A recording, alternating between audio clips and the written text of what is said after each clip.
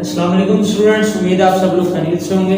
आज हम simple harmonic motion के बारे में पढ़ने जा रहे हैं। सिंपल हार्मोनिक मोशन क्या होता है, सबसे पहले उसको हम डिस्कस करेंगे। सिंपल हार्मोनिक मोशन बेसिकली एक पीरियोडिक मोशन होती है जो ख़ास इंटरवल के बाद अपनी पोजीशन को रिपीट करती है। अब वापस उसी पोजीशन के ऊपर अगर आ जाती है तो उसको पीरियोडिक मोशन बोला जाता है। तो इसकी कुछ करैक्टरिस्टिक्स लिखी हुई हैं, उसके बारे में हम देख लेते हैं वो क्या होती हैं। सबसे पहले तो यही है, it is a periodic motion, ये एक पीरियोडिक मोशन होती है। सेकेंडली, एक्सेलरेशन जो होती है बॉडी की वो हमेशा मीन पोजीशन की तरफ होती है, ठीक है।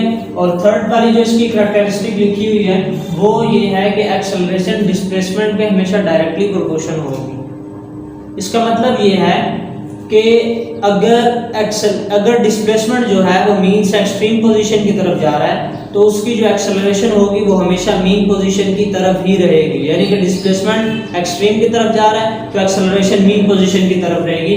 ये वाली इक्वेशन इसको सेटिस्फाई करती है। ए डायरेक्टली प्रोपोर्शनल टू एक्स है, यानी कि जितना ज़्यादा आपका डिस्प्लेसमेंट ज़्यादा होगा मीन पोजीशन से उतनी ही ज़्यादा एक्सेलरेशन भी प्रोड्यूस होगी।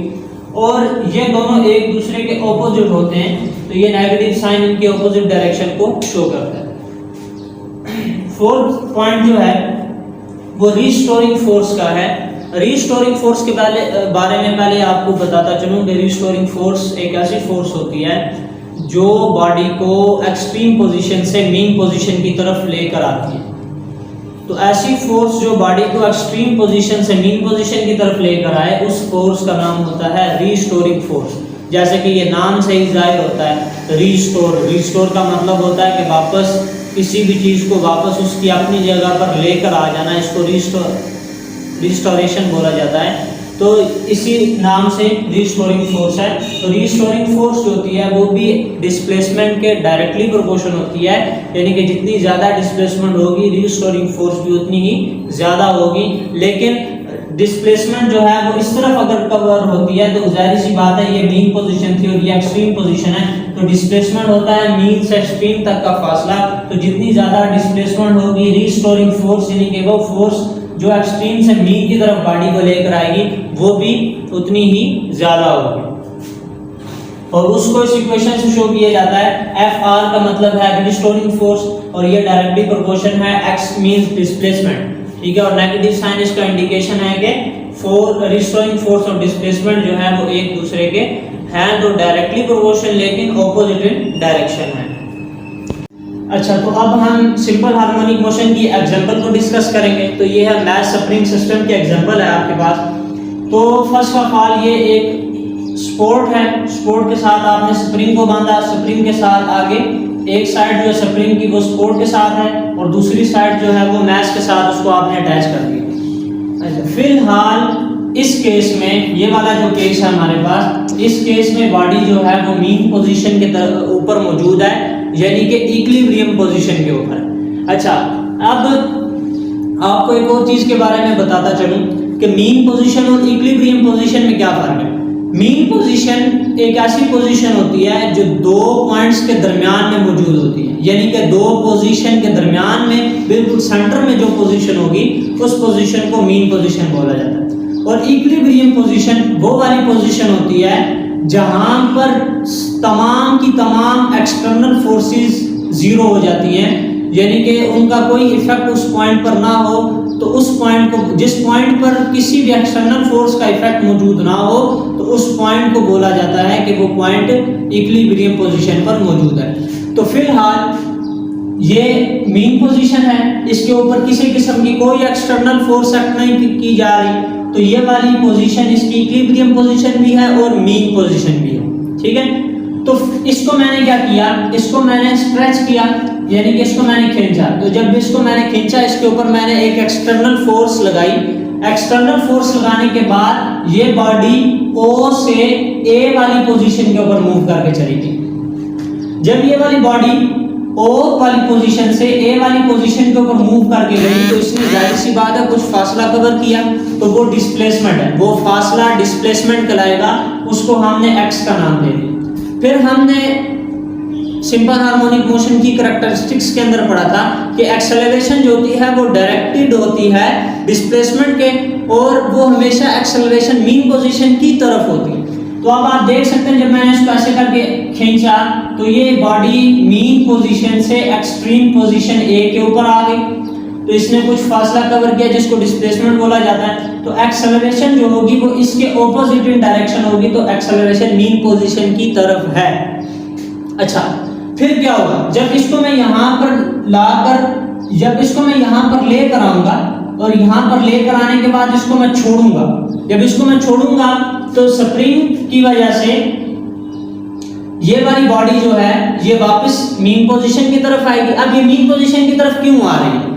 मीन पोजीशन की तरफ इस वजह से आ रही है क्योंकि जो मैंने इसके ऊपर वर्क किया था वो इसके अंदर रीस्टोरिंग फोर्स की फॉर्म में स्टोर हुआ, तो वो रीस्टोरिंग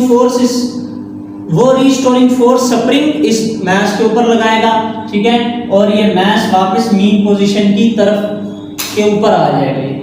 जब ये मीन पोजीशन के ऊपर आएगा तो इनर्शिया की वजह से ये मीन पोजीशन के ऊपर नहीं रुक सकेगा।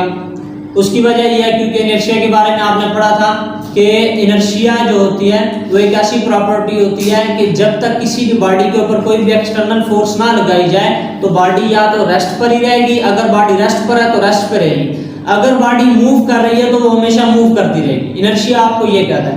तो अब मैंने पहले ये रुका हुआ था तो ये हरकत नहीं कर रहा था, ठीक है। अब जब इसको मैंने खींचा, इसकी मैंने मोशन को तोड़ा, इसको मैं मोशन के अंदर लेकर आ गया, रुका हुआ था इसको मैं मोशन के ऊपर लेकर आया, तो अब इनर्शिया इसको मूव करवाता रहेगा। तो रिस्टोरिंग फोर्स की वजह से बॉडी एक्सट्रीम पोजीशन से मीन के ऊपर आई, तो यहाँ से इनर्शिया की वजह से बॉडी मीन पर नहीं रुक सकेगी, तो फिर जब यहाँ पर नहीं रुक सकेगी ये दूसरी एक्सट्रीम पोजीशन के ऊपर चली जाएगी, बी वाली एक्सट्रीम पोजीशन जो है, ठीक है। तो अब आपको मैं दोबारा से बता देता हूँ, मीन से पहली एक्सट्रीम के ऊपर मैंने एक्सटर्नल फोर्स लगाकर इसको मैं लेकर गया, जब वहां पर जाकर इसको छोड़ा तो रीस्टोरिंग फोर्स की वजह से बॉडी एक्सट्रीम से मीन पोजीशन की तरफ आ जाती है। तो मीन पोजीशन से आगे अगेन एक्सट्रीम पोजीशन पे जाने के लिए उसको इनर्शिया की जरूरत पड़ती है। अब अगेन जब बॉडी एक्सट्रीम पोजीशन के ऊपर आ जाती है तो फिर यहाँ पर अगेन उसके ऊपर रिस्टोरिंग फोर्स अप्लाई की जाती है जो कि स्प्रिंग खुद अप्लाई करता है। तो स्प्रिंग उसके ऊपर रिस्टोरिंग फोर्स अप्लाई करता है और उसको मीन पोजीशन यानी कि इक्विलिब्रियम पोजीशन के ऊपर लेकर चला जाता है। तो यही जो है वो सर्कल या साइकिल चलता रहता है, ठीक है, क्योंकि ये आइडियल केस है। रियल केस के अंदर मुख्तलिफ किस्म की फ्रिक्शंस ऐड होती है जिसकी वजह से ये वाला जो साइकिल है ये लगातार ये चल नहीं सकता, ठीक है। तो ये आइडियल केस में हम उसको फिलहाल स्टडी करते हैं। अच्छा, ये सब कुछ होता क्यों?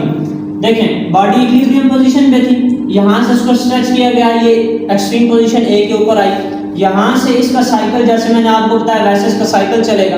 फिर क्या होगा, देखें, जब बॉडी इधर वापस आएगी, यहाँ से वापस बॉडी ओ के ऊपर जाएगी, बी, फिर एक्सट्रीम पोजीशन बी के ऊपर चली जाएगी, फिर अगेन ये सारा साइकिल चलता रहता है। किसकी वजह से? इनर्शिया की वजह से और रीस्टोरिंग फोर्स की वजह से। ये दोनों मिलकर इसका साइकिल जो है वो चलाते रहते हैं। अच्छा, फिर इसके ऊपर कुछ टर्म्स हैं जिनके बारे में आपको पता होना चाहिए। एक्सट्रीम पोजीशन के ऊपर जो वेलोसिटी होती है वो मिनिमम होती है। जाहिर सी बात है, जब तक वेलोसिटी मिनिमम नहीं होगी यानी कि वेलोसिटी जीरो नहीं होगी, बॉडी कभी भी वापस मीन पोजीशन की तरफ नहीं आ सकती। जैसे कि आपको मैं ये मिसाल देता हूँ कि आप बॉल को थ्रो करें अपवर्ड, तो उसके बाद बॉल नीचे सिर्फ और सिर्फ उस वक्त आ सकती है जब बॉल की जो वेलोसिटी है वो जीरो हो जाए। हाइट, मैक्सिमम हाइट पर जाकर बॉल की वेलोसिटी जीरो हो जाती है, तो उसके बाद जो है वो बॉल ज़मीन के ऊपर वापस आती है, तो वो उसकी मैक्सिमम यानी कि हाइट होती है जिसको आप एक्सट्रीम पोजीशन भी बोलते हैं। तो इसीलिए एक्सट्रीम पोजीशन के ऊपर वेलोसिटी मिनिमम होती है। अच्छा, पोटेंशियल एनर्जी जो होती है, पोटेंशियल एनर्जी एक्सट्रीम पोजीशन के ऊपर मैक्सिमम होती है। उसकी वजह ये है कि मीन पोजीशन से जब बॉडी मूव करके गई, जब भी कोई भी बॉडी मूव करती है उस वक्त उसके पास काइनेटिक एनर्जी मौजूद होती है, और जब बॉडी किसी भी हाइट को अटेन कर लेती है या किसी भी दूसरी जगह के ऊपर चली जाती है तो उस वक्त वहाँ पर जो पोजीशन होती है उसके हिसाब से जो उसकी काइनेटिक एनर्जी थी वो उसकी पोटेंशियल एनर्जी में चेंज हो जाती है। तो इस वक्त बॉडी इस पोजीशन के ऊपर मौजूद है, ओ से मूव करके ए के ऊपर आई तो इस वक्त इसके पास जो एनर्जी होगी वो पोटेंशियल एनर्जी होगी, तो पोटेंशियल एनर्जी यहाँ पर मैक्सिमम होगी और काइनेटिक एनर्जी यहाँ पर जीरो हो जाएगी, यानी कि मिनिमम होगी, क्योंकि बॉडी यहाँ पर आकर रेस्ट पर हो जाएगी, क्योंकि इसने अब वापस इक्विलिब्रियम पोजीशन पर भी जाना है। चौथी जो टर्म है वो है एक्सेलरेशन की। अभी आपने पढ़ा था कि एक्सेलरेशन जो है वो डायरेक्टली प्रोपोर्शन है डिस्प्लेसमेंट की, यानी जितना ज़्यादा डिस्प्लेसमेंट होगा एक्सेलरेशन भी उतनी ही ज़्यादा होगी। तो ये इक्विलिब्रियम पोजीशन से एक्सट्रीम पोजीशन तक का जो फासला है वो आपका कहलाता है डिस्प्लेसमेंट। तो डिस्प्लेसमेंट कहाँ पर जाकर मैक्सिमम होता है? एक्सट्रीम पोजीशन के ऊपर। तो एक्सट्रीम पोजीशन के ऊपर जब डिस्प्लेसमेंट मैक्सिमम होगा तो इसका मतलब एक्सेलरेशन भी एक्सट्रीम पोजीशन के ऊपर मैक्सिमम होगा। अच्छा, उसके बाद ये कंडीशन यहाँ होगी, उसके बाद जब बॉडी के ऊपर रिस्टोरिंग फोर्स लगेगी वो वापस मीन पोजीशन के ऊपर आएगी। तो जब वो मीन पोजीशन के ऊपर आएगी तो यहाँ पर रुकेगी नहीं, बल्कि तेजी के साथ दूसरे एक्सट्रीम पोजीशन की तरफ चली जाएगी। तो यहाँ पर वेलोसिटी क्या होगी? मैक्सिमम होगी। अच्छा, और दूसरी बात, मीन पोजीशन के ऊपर से बॉडी मूव करते हुए गुजरेगी, यानी कि हरकत करते हुए गुजरेगी, यहाँ पर आकर रुकेगी नहीं। तो जब ये हरकत कर रही है यहाँ से गुजरते वक्त, तो इस वक्त इसके पास जो एनर्जी होगी वो काइनेटिक एनर्जी होगी। तो काइनेटिक एनर्जी भी यहाँ पर क्या होगी? मैक्सिमम होगी। ठीक है, तो बॉडी ने यहाँ पर कोई भी पोजीशन अटेन नहीं की है, तो इस वक्त यहाँ पर पोटेंशियल एनर्जी मीन पोजीशन पर जीरो होगी और मीन पोजीशन के ऊपर डिस्प्लेसमेंट जीरो होता है। डिस्प्लेसमेंट जीरो होता है, तो जब डिस्प्लेसमेंट जीरो होगा अकॉर्डिंग टू दिस इक्वेशन, अगर डिस्प्लेसमेंट जीरो होगा तो एक्सेलरेशन भी जीरो हो जाएगा। तो इसीलिए एक्सेलरेशन जो है वो मीन पोजीशन के ऊपर मिनिमम है। तो यही सेम केस जब ये वापस दूसरी एक्सट्रीम पोजीशन के ऊपर जाएगी तो यही सेम केस जो है, जो एक्सट्रीम पोजीशन ए के ऊपर अप्लाई हुआ था वही same case extreme position B के ऊपर भी अप्लाई होगा। तो यहाँ तक थी हमारी आज की वीडियो। तो उम्मीद करते हैं आपको ये वीडियो बहुत पसंद आएगी। इसकी मज़ीद एक्सप्लेनेशन हम अगली वीडियो में रिकॉर्ड करेंगे। तो अब तक के लिए अल्लाह हाफिज़। अगर आपको हमारा ये लेक्चर पसंद आए तो उसको लाइक करें, शेयर करें और हमारे चैनल को सब्सक्राइब करें और बेल के आइकन को ज़रूर प्रेस करें।